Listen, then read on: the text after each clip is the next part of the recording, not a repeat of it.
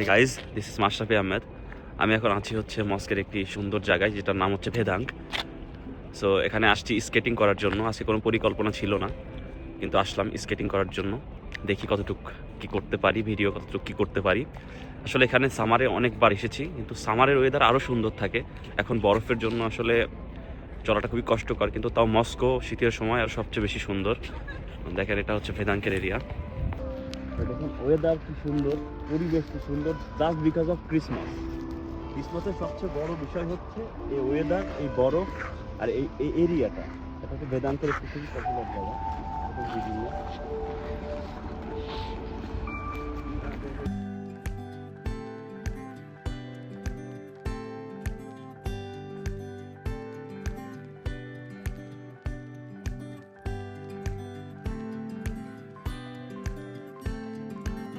এখন আমি যেখানে আছি এটা হচ্ছে আমাদের স্কেটিং এরিয়া। আমি এখানে আজকে স্কেটিং করব, দেখি কি হয়।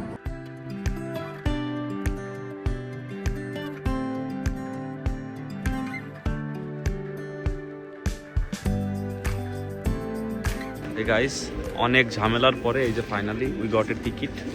Now I have to play.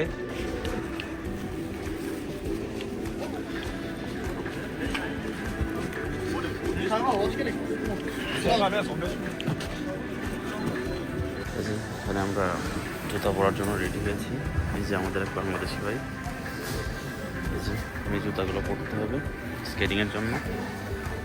এখন আমরা নিজেরাই জানি না কীভাবে স্কেটিং করতে হয়। যাই হোক, everybody are getting ready for the play.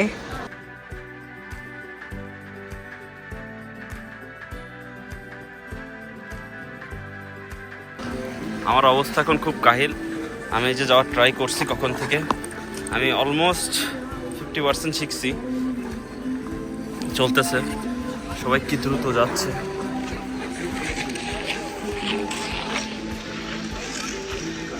আমার বন্ধু শাহরিয়ারও এখানে দাঁড়িয়ে আছে, ও আসতে পারতেছে না। ও বারবার আসার খেয়ে ওর অবস্থা খাইল। ও 8-10 বার আসার খাইছে। শাহরিয়ারের অবস্থা, শাহরিয়ার অনেক ট্রাই করছে, 3 বার আসার খেয়েছে ভিডিও করতে গিয়ে। এই যে শাহরিয়ারের অবস্থা,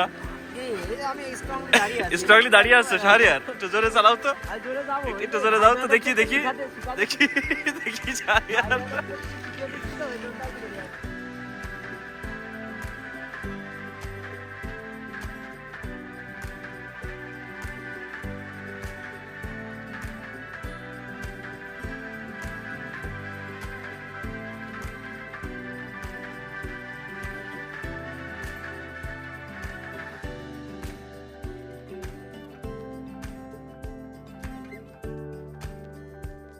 সেশন শেষ, এখন আমরা বাসায় যাচ্ছি।